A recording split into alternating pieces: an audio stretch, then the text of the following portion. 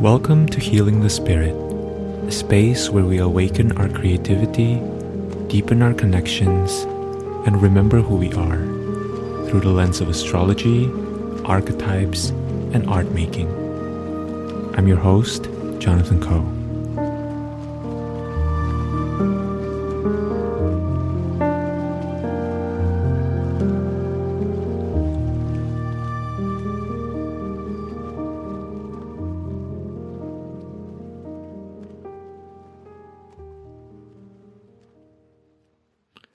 Hello everyone, welcome to Healing the Spirit. Welcome to this week's contemplations. I am excited to be sharing with you some of my reflections and thoughts about the coming week. And this is for the week of March 18th. And so I invite you to create some space for yourself, wherever you might be as you are listening to this.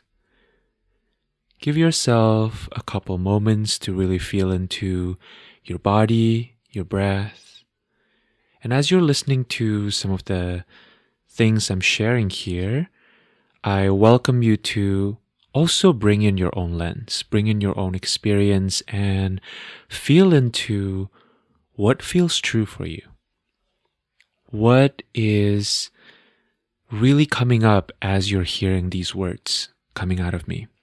And trust that whatever it is that's coming forth and really pouring out of you is what you're here to look at and what you're here to experience.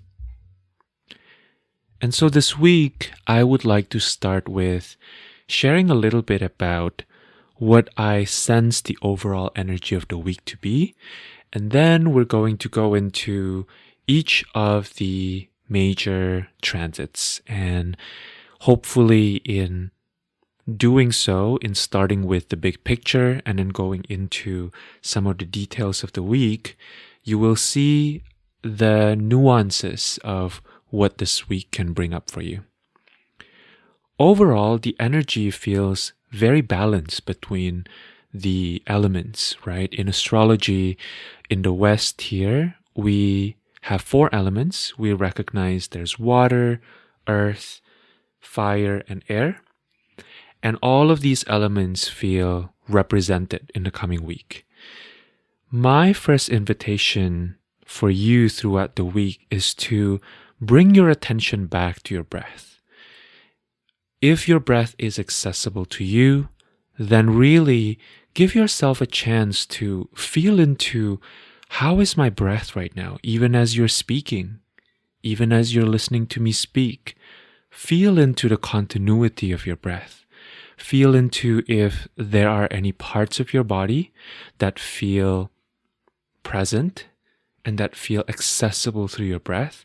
And feel into if there are other parts of your body where your breath doesn't seem to be, right? Doesn't seem to be reaching those areas.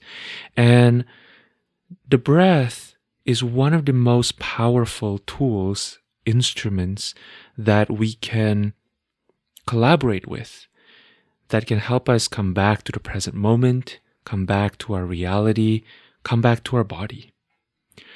Some of the things that will come up this week feels to me to be quite extreme manifestations of the energy. There is certainly a proclivity, a tendency for things to swing towards one end of the pendulum or the other end. And so if you are noticing that happening in your reality, my recommendation is you remember some of the basics of what it means to care for yourself. Perhaps you may want to ask yourself, am I nourishing my body with sufficient and proper food, nutrition, and diet? Am I drinking enough water? Am I getting enough rest? Am I looking at my screens too much, or am I being drawn into this river of content that is always available to us in 2024? All of these, to me, are really central inquiries to bringing us back to ourselves and into our own experiences. With the astrology of the week, as balanced as it is, as we enter the spring equinox, right? As we approach the spring equinox, as we enter spring as a season, spring is one of the seasons that really bring with it a certain kind of forcefulness. There's an energy of sprouting up in spring. There's an energy of starting something new. There's an energy of excitement and enthusiasm. And also, there is instability. As we move from winter, where everything's solid and perhaps not a lot is going on externally and a lot is happening internally, spring is where we begin to dial the energy into the other end of the extreme, where eventually we'll get into summer, where things are really external. And so as we move from the energy of winter, where everything's internal, into summer, where everything is external, we are moving through this period of shifting, of changing, of allowing some things to thaw and other things to sprout out from the ground, right?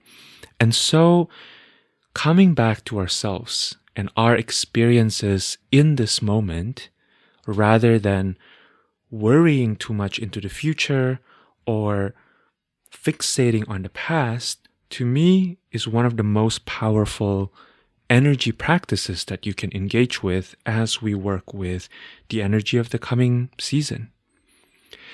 There are a lot of opportunities as well as energetic support this week for beginning to lay out some of your longer term plans. My sense is that for some of us, the beginning of 2024 may have been really challenging. 2024 brought about with it new terrains. One of the most extreme and yet perhaps also subtle shifts was Pluto going from Capricorn into Aquarius, where it's spending most of the time for this coming year. And so some of these shifts may be felt really deeply, may be felt on a really subconscious level. Pluto speaks to that which is underneath, that which is hidden, that which is stored in the underworld. And so some of your experiences with the beginning of 2024 may have been that you had all these plans in 2023, perhaps towards the end, that got thwarted at the beginning of 2024 because you simply had to deal with some internal shiftings. Perhaps you felt a lot of self-doubt coming in. Perhaps you feel some concerns or identity crisis that you didn't take into account, where some of these visions in 2023 started to come in, right? This is one of the things that is a logical, actually, when we think about it, these are quite logical in terms of the sequence of how inspiration comes to us. Oftentimes we receive within our bodies inspiration coming in, and we get really excited, and we have all these mental ideas about how we can execute it. And oftentimes we need to wait a little bit longer, because what we actually really need to do is to begin the process of transforming ourselves so that we can become the person, we can become the human through whom these inspirations can come through and be embodied and be emanated out in the world. And so internal transformation is never separate from external transformation, right? As we are given our soul's mission for the next chapter of our journey, we may have had to allow the process of who we have been, the structures of our ego and our psyche, to shift and to shed and to slowly be composted into new forms. And this process can take some time. Another thing that I have been tracking, another phenomena in terms of how the energy moves for some of us in the beginning of 2023, is that we may have needed to step away from certain communities, certain relationships, certain ways of being, certain systems that we've relied upon in order to keep the solidity of our experience. And this experience of stepping away may have brought a lot of questions and doubts about who we are. We may have lost touch with who we believe we are deeper in our core. And so moving through this process of letting go of that certainty, the door handles that we've been hanging on to throughout our lives, or perhaps in the past few years, may have felt really destabilizing. But if we don't let go of that doorknob, we will never be able to be on the other side of the door, right? And so this experience of releasing some of our attachments, specifically our attachments to the things we believe we needed, are often necessary for us to move from one side of the chapter of our lives to the other side. So, as we begin to experience Mercury in its shadow period, and as we enter the pre-eclipse period, my invitation is for you to give yourself the space to question how you interpret reality. So I want to talk about this on a deeper level. I want to bring more nuance to this idea of questioning our own interpretation of reality. What I mean by this specifically is to consider the possibility of alternative realities. There's a subtle difference between denying yourself, avoiding your experiences, hiding your feelings from yourself, and considering alternate realities or perspectives. One way to gauge whether we are denying ourselves or our experiences, or whether we are actually giving a fair chance to the other side that we may not fully be present with in our current experience, is to notice the balance that we're currently holding between fear and curiosity. When we operate from fear, we can end up putting ourselves in a hall of mirror. We get overwhelmed, we don't trust our own experiences, and we may also start questioning the motives of people around us, which is, I think, part of the human experience on the one hand, but on the other hand, is that really a helpful use of our energy? Oftentimes, the answer is no. When we are so busy trying to figure out, does this person have good intention?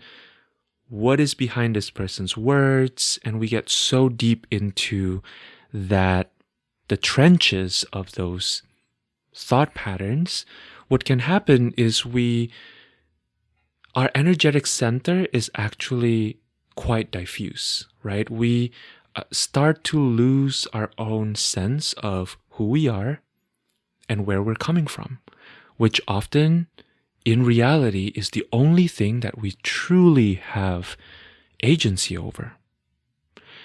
We can't really fully know when someone says something that validates us, if they really mean that, or if they have another agenda.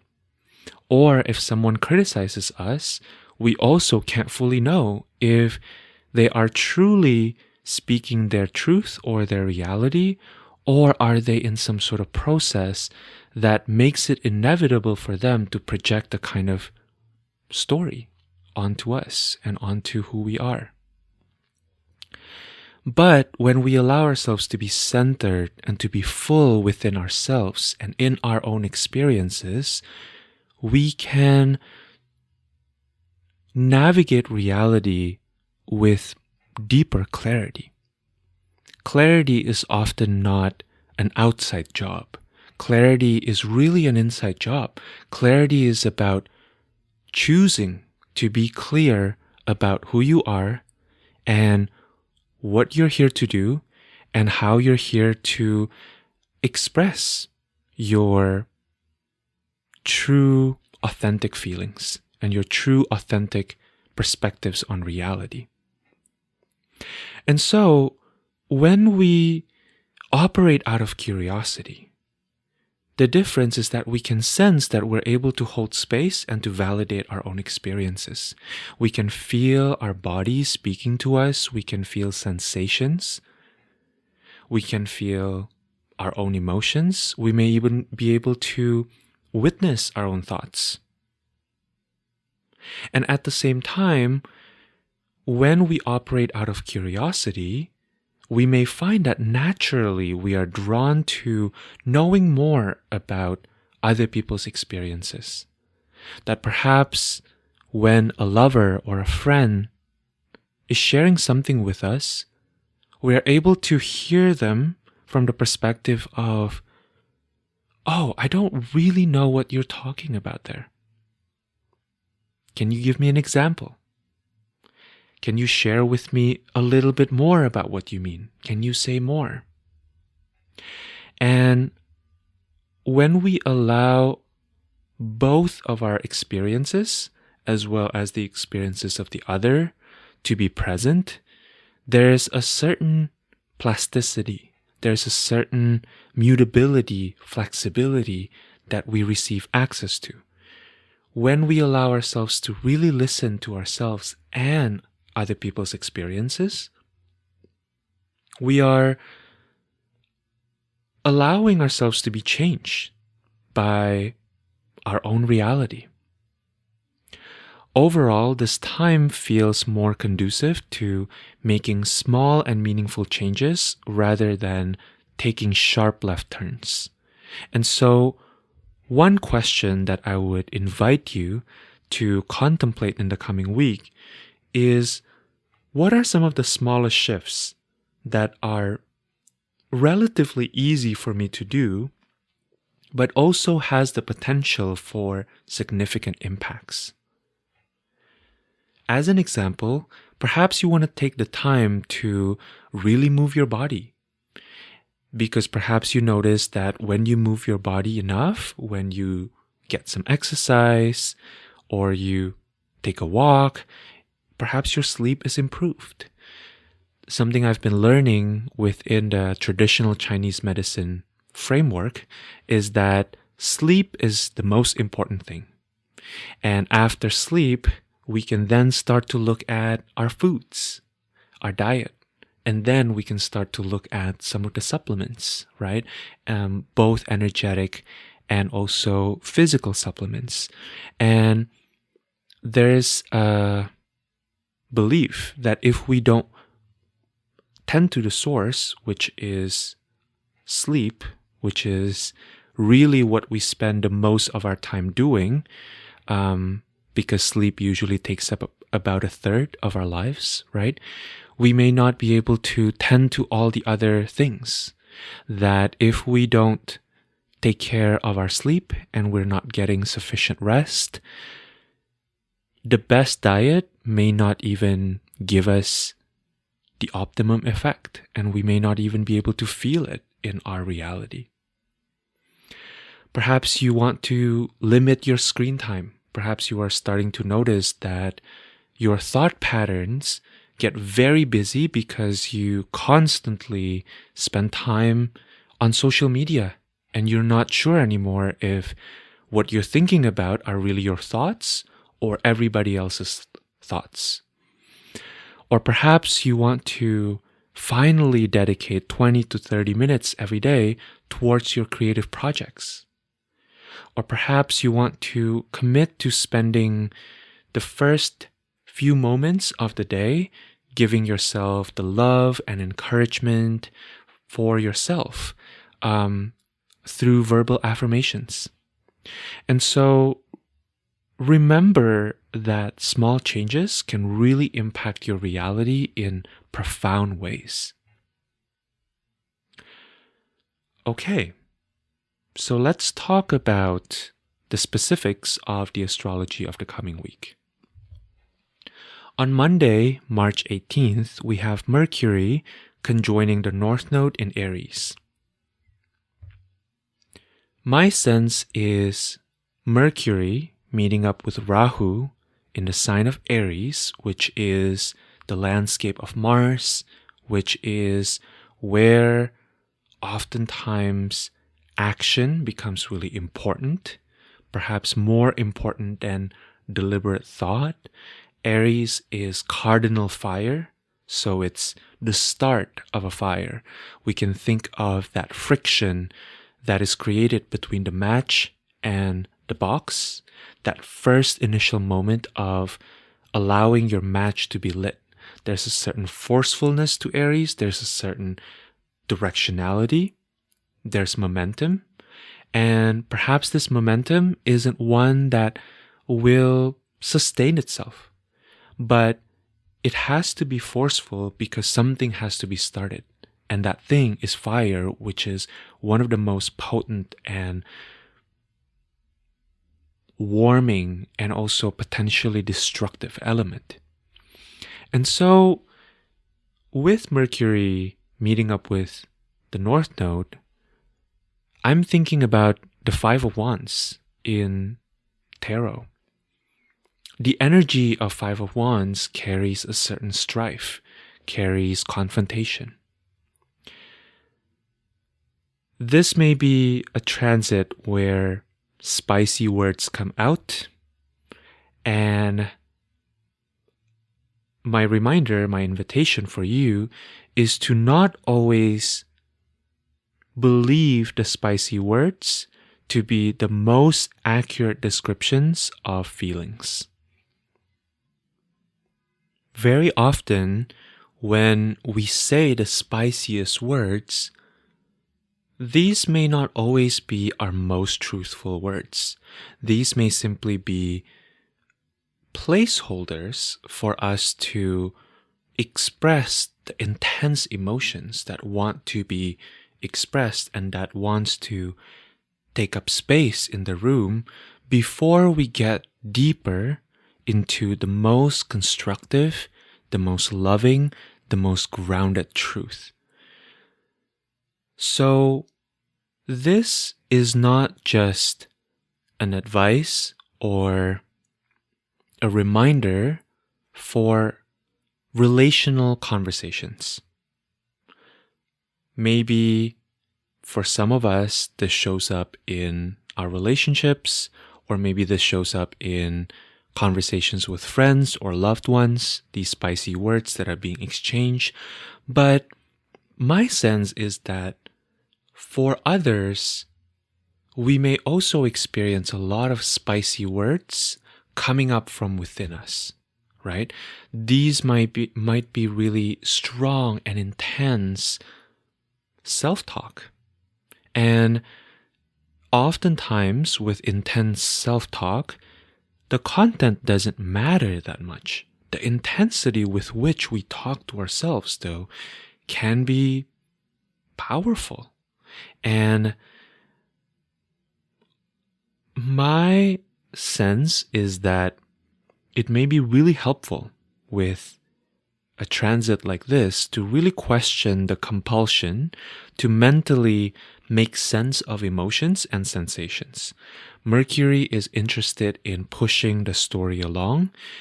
Rahu, or the North Node, is interested in enlarging, in amplifying, in intensifying whatever it is that's already here, often for the sake of intensity. Rahu isn't really here for a kind of deeper revelations, right? Or deeper wisdom to be excavated. But rather, Rahu is just interested in having this giant, messy, intense party, right? When we think about Rahu in Vedic astrology, Rahu is considered the head of the dragon. And so there's intensity here, right? The head of the dragon that is severed from the tail of the dragon is always hungry, is always looking for more. And so if you find yourself around Monday feeling very activated and feeling like you really need to express something about your own experience, my recommendation is not to suppress it, but rather to perhaps find outlets where feelings can be expressed just for the sake of expressing them. Perhaps you may want to talk to a friend who isn't involved in the situation and preface your conversation by saying, hey, I'm moving through something really intense. I really need to just verbalize it right now. Do you have the space to hold that for me? And then to just really allow the emotions to move through you, right? This is also a great transit for going for a run or lifting weights, if that's something that's accessible to you. This is a great transit to listen to intense music, but perhaps not the most conducive transit to be having very important conversations with people for whom you want the message to really come across, because especially if what you're saying has this compulsiveness to it and it hasn't been premeditated, you may find that this kind of transit might do more damage than good, quite honestly. On Tuesday, March 19th, we have the Sun entering Aries, and on Thursday, the 21st, Sun in Aries will sextile Pluto in Aquarius. So, whenever the Sun enters Aries, tropical Aries specifically, we are really entering spring equinox. Spring equinox is about the return of light. It's about the gradual increase of the light all the way into summer solstice, right? As I mentioned earlier, we have been spending quite a few months in the dark winter months, right?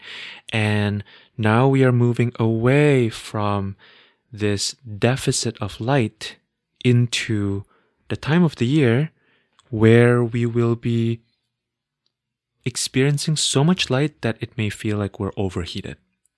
And so this transit for me has a lot to do with clearing away a lot of stagnation, a lot of confusion. There is potential for illuminating and making conscious all of the things that have held us back. And it's interesting to note that this transit comes right after the Sun-Neptune conjunction this past Sunday for a lot of us in the Northern Hemisphere. Whereas the Sun-Neptune conjunction in Pisces may have felt very dreamy, there may be a lot of lack of clarity, maybe one of the themes that we work with. There may be questions still hanging in the air. There may be symbols coming up for us in our mundane as well as our sleeping reality, or in journey spaces in meditation. The Sun entering Aries to me has a very different energy. It propels us forward out of that dream space into aspirations, into inspiration, into gathering fire so that we can propel ourselves into the future and into allowing all the things that we've been dreaming about, all the things we've been thinking about to become manifest in our reality. the ruler of Aries is Mars, and Mars is still in Aquarius when the sun first enters Aries, right? And so there's something here that feels very much to me has to do with solutions, with ideas around how to deal with what's been bothering us. And solutions may start to spring up from the ground. Events may unfold to show us our own patterns of maybe hopelessness or victim consciousness or feeling like we don't have agency, feeling stuck. And as these patterns become excavated, right, and activated, we may find ourselves opening up to reclaiming our own power, our own agency. One of the questions that you may want to reflect on with this transit is where am I giving away my power and my agency in believing I am not able to move forward with my visions or with my dreams without another person's participation or stamp of approval or endorsement. We have been taught to believe, we have been conditioned to think that if we don't have some larger force helping us move forward, we should just do nothing. This is something that we experience a lot, for example, being in the school system, right? For example, you may feel like, before my teacher says if I'm doing the right thing or not, I may really have to wait. Before I get clear instructions from my manager at work, I am not able to begin this project. Or maybe it's more efficient for me to wait for instructions because that way I will be able to execute exactly as I am requested and I don't have to start over. I don't have to work with the potential challenge and the potential risk of needing to start again from scratch, of having taken one step in the direction that is misaligned with what the authorities in my life want me to do. And because this is how a lot of us grow up, oftentimes when we have our own creative idea or energy, it can feel really hard to gather the energy and the clarity and the motivation and, quite frankly, the internal force necessary to propel us forward. And so one of the challenges that this sextile invites us into and can bring a lot of support around is, on the one hand, holding the awareness that greater social change requires a large number for us to opt in order for it to be executed, while simultaneously not downplaying our own agency, not downplaying our own creativity and influence in moving the needle forward towards certain directions within our own lives. As an example, perhaps it's easy to externalize a sense of desperation and doom and gloom when it comes to the environment. But rather, what happens if we don't allow that sense of hopelessness and desperation to be turned inwards and into our lives that results in us feeling energetically stuck and overwhelmed? But what if we allow ourselves to maybe sign up for a local organization that cares a lot about recycling or composting? What if we allow ourselves to connect with like-minded people to discuss solutions that may be accessible to us? Perhaps we want to start that movement ourselves. Perhaps we already know quite a few people in our lives that feel the same way. What happens if we start organizing? What happens if we allow ourselves the gift of risking our own status quo, our own inertia, our own comfort in order for us to begin moving towards the world that we want to create. On Thursday, the 21st, we also have Venus conjoining Saturn in Pisces. This feels like a very beautiful transit to me. Venus is exalted in Pisces and is therefore resourced to bring about pleasure, to bring about connection, to bring about sweetness and self-expression and togetherness. And so Saturn in Pisces, which Saturn has been in Pisces since March 7, 2023. Saturn in Pisces to me has been bringing up for us, both personally and collectively, a lot of thawing out. There has been a melting away of rigid structures that we hold on to, both internally and externally. We may have been coming back, returning into parts of ourselves that we've lost along our journey. Specifically, parts of ourselves that have had to harden and that have had to grow up in order to survive, in order to propel ourselves forward. And that process was very necessary. It was really necessary to fortify ourselves, to allow ourselves to become stronger, to allow ourselves to train for more relentless stamina, and for us to create the structures perhaps that are necessary to build what we want to build. And Saturn entering Pisces, to me, has so much to do with reckoning with some of the emotional impacts of having achieved such monumental feats in our lives, right? Perhaps some of us have had to make sacrifices in order to propel our career forward, or perhaps to start a family, to move to a new place that is more in alignment with who we are.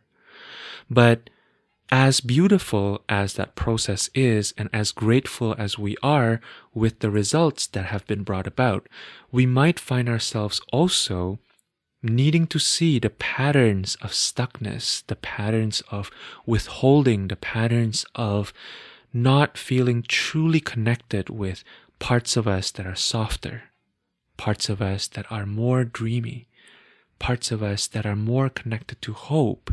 And so Venus joining up with Saturn in Pisces, to me, is a transit that has the potential of allowing Saturn to see that all this work around melting, around relaxing some of the restrictions we have been placing on ourselves are actually worth it. There is something here that feels so nourishing. It's almost like Venus is telling Saturn, I see all the hard work that you've been doing. I see all of your efforts. Can you see it too? Can you see how hard you've been working to liberate yourself from these structures that you no longer need, from these contraptions within yourself that have made you feel less able to fully express yourself? If you find yourself in a bind, perhaps feeling an emotional knot, one question you may want to ask yourself is, who do I need to forgive? What within myself do I need to forgive? What have I had to do that perhaps are falling short of my highest ideals that I need to forgive myself for doing?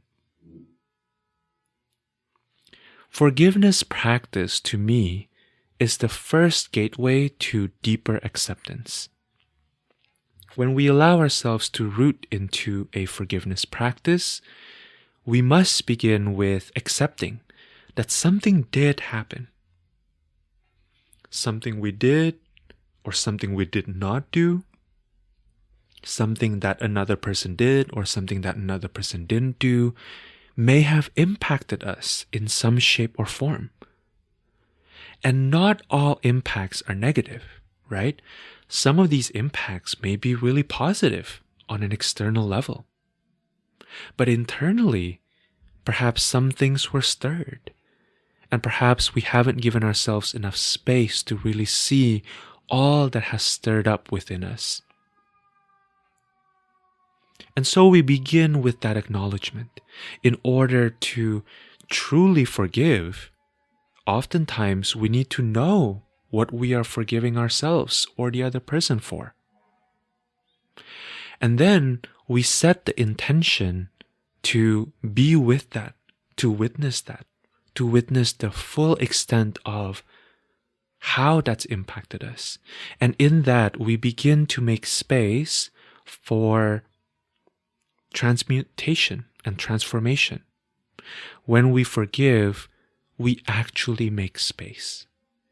We make space for the fullness of our experiences.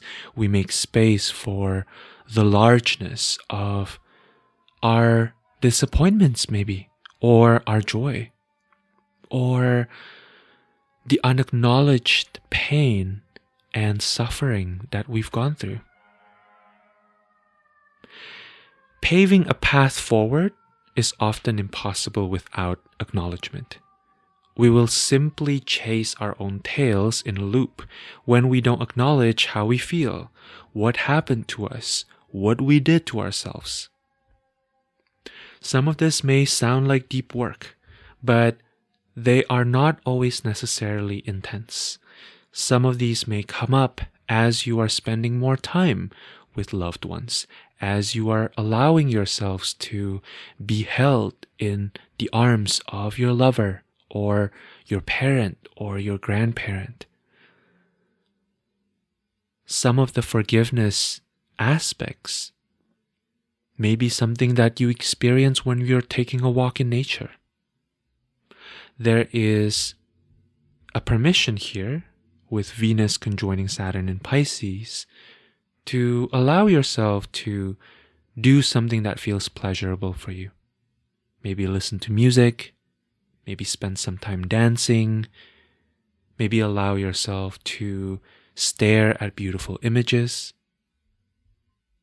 Anything that brings you ease, that brings you pleasure, these are all things that can really help in honoring Venus as you move through this transit.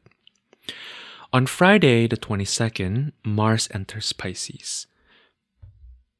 The first phrase that came up for me for Mars entering Pisces is the activation of imaginative faculties. What are some of the creative projects that you may have put on the back burner? How might you want to clear your own channels here? Perhaps you are sitting on some art that you've been making, or if you are a musician, perhaps there are some tracks that you haven't released out into the world that you've spent a lot of time in and spent a lot of your energy towards. And while Mars is in Pisces, you may want to consider what are some of the costs of allowing some of your art to just lie around without ever seeing the light of day. Something I have been thinking about a lot is how within our world, within our consensus reality, oftentimes there is a belief that in order for us to share our art has to reach a certain standard. It has to fulfill certain requirements. But to me, what's felt really important is to remember and to reclaim the fact that as an artist, I make art for me. And so my ultimate and my primary responsibility is towards myself, to make my art, to allow my creative energy to flow through me. And when I trust in the process rather than in controlling the outcome and how other people perceive my art, what I often have had to come to terms with is the reality that in order for me to continue the process of allowing this flow of creativity to be present in my life, I have to let go of my art. I have to share my art. The process of sharing art is not always altruistic. It's not always about who am I helping with my art. Because to me, when we think in those terms, not that there's anything wrong with thinking in those ways, right? But when we think in those terms, usually there is a subtle but present assumption that other people need to be helped, which may or may not be true. But what if our art is really for ourselves? What if the channeling, what if the expression of our creative forces are really for us? What if they are really for our own benefit and our own health? Something that I've heard Beth Bickens talk about is how for a lot of artists, there can be a lot of dysfunctions that come from not practicing, from not allowing ourselves to come to our canvas, to our instrument, not allowing ourselves to let ourselves sing if we are singers, right? That the process of stopping ourselves from the flow of this creative energy is often what creates imbalances. And so when we hold on to our creative projects because we are afraid of how other people may respond or may not respond, oftentimes the trade-off that we need to consider is how we may be creating some sort of energetic indigestion here. That truly the process of sharing is about releasing it from our field and releasing our desire to control how our creative projects live beyond and outside of us. Oftentimes, that experience, that desire to hold on to things are coming out of fear, coming out of hurt, maybe past hurt.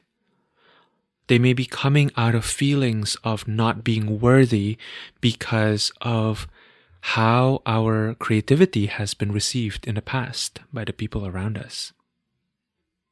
And so, how would it feel for you to finally let go and surrender that your art has the ability to live beyond you, and that your art also has their own mission? Finally, we close the week on Sunday, the 24th, with Venus in Pisces sextiling Jupiter in Taurus. Again, this is such a beautiful end of the week. To me, this is really a great time to give your body what it needs. My sense is that for some of you, this past week has represented a certain release. You may have come to a completion or a culmination of certain parts of your processes. And so my invitation for Sunday is for you to engage in some sort of clearing practice. If it's available for you, maybe you want to consider getting a massage, or maybe you want to consider going to a sauna, or maybe you want to consider taking a dip in the ocean if the weather permits. Perhaps for some of you, it's creating a ritual bath in your own home. Whatever that might be, this particular transit feels so supportive to releasing something, giving your body a concrete ritual in order to release some of the energetic processes that you've been moving through. Again, similar to Mars entering Pisces, to me, a lot of this has to do with letting go of some of the stuckness that have been held in our system. And perhaps one of the best ways to do this is to give yourself the support that you are seeking. Give yourself the support that you know your body needs at this moment. Be that receiving some sort of body work, or allowing the elements to hold you in some way, or even giving yourself a good long meditation to really clear away any energetic stuckness. All right, that's it from me by way of contemplations. Thank you for listening. Thank you for your presence. And I hope you also thank yourself for giving yourself the space to listen and to be with whatever is coming up for you for the coming week. If any of you would like a reading, I would love to hold space for you with anything that is currently unfolding for you, any process that you are moving through. I offer astrology readings. I offer divination sessions where we look at the tarot as well as the I Ching. And I also offer subtle alchemy sessions where we do some energy work and we work with your brain, and we work with techniques that can help you access neuroplasticity. All right. I'm sending you so much love, and I hope that you have a beautiful week ahead of you. I am looking forward to sharing space with you again very soon. Take care.